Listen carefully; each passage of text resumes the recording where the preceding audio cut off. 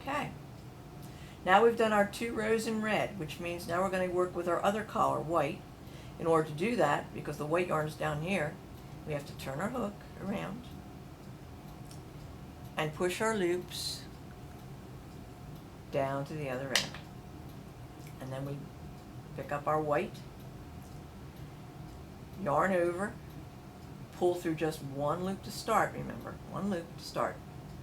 Then yarn over again, and then you'll pull through white and red. Yarn over, white and red. Yarn over, white and red. And just do that all the way down.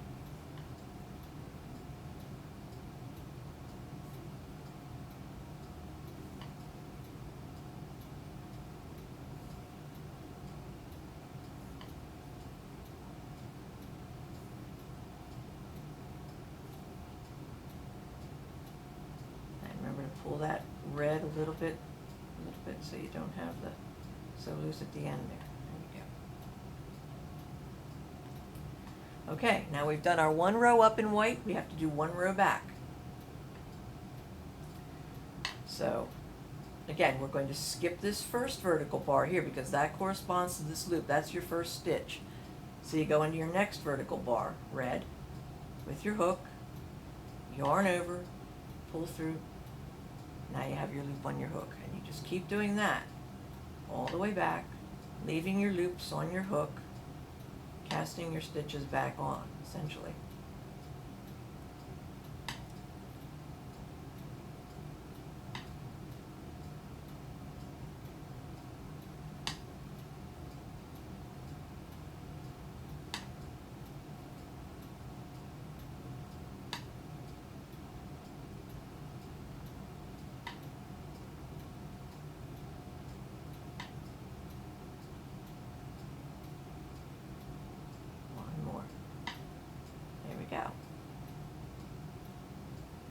And that's the procedure. You just continue to repeat that. 2 rows of each color. After the 2 rows, you switch your hook, you turn around, you work with the other 2 colors. You're always going to have 1 color at this end and 1 color at that end. And that's why you turn your hook, so you work in different directions. Now I went out and I bought this hook. I didn't have this one. This was this is a regular. This is what you normally find for crow hooking. Now I have, excuse me 1 second while I grab it here.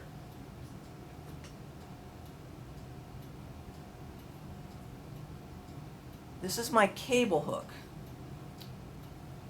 my cable crow hook, which I put a picture of on Ravelry on the Crochet Corner, and it has a long hook, and it has a cable, and then it has another hook at the other end. This is for Afghans. It's very nice to have if you want to work wide pieces. I used it in this case because I only have that other crow hook which I bought. So I wanted to demonstrate what your crow hooking would look like if you were using a different kind of yarn. See, I used worsted weight for my demonstration. This is baby weight yarn, and this is an H size crow hook. The other hook that I bought is a K. This gives you an idea of the difference in what you're going to get when you use different kinds of yarn. This looks a little bit more like knitting, a little bit more like stockinette. It's more stretchy, it's lacier. With what we have here, it's thicker, not as much stretch, a much tighter weave. That's the difference between crochet and knitting. What you get when you use different yarns is what you're going to have as far as the look goes. If you want a lacy look like this, you're going to use a thicker hook with narrower yarn. If you want something that's going to give you something thick, like a pot holder or a blanket, you're going to use thicker yarn. But if you want that look, if you want that lacy look, and that's what you're going to go with. Use your baby yarn. I've got, this one has the white on one side and the pink on the other. that aside.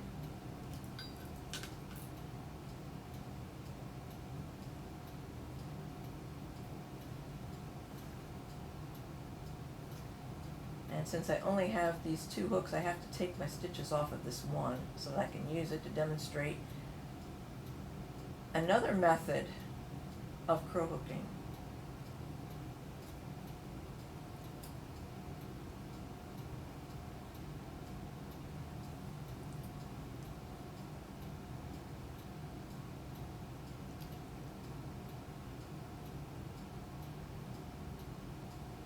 Now, I've been showing you the method where when you go back with your yarn, you skip your first vertical bar, you go into the second.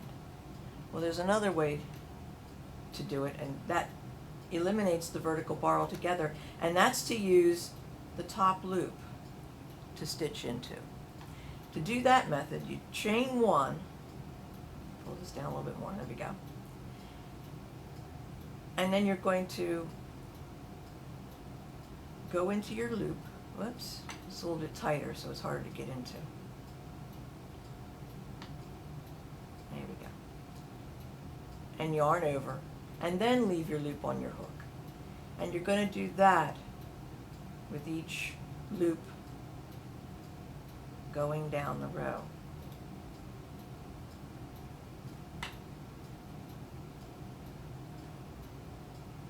Like that, see?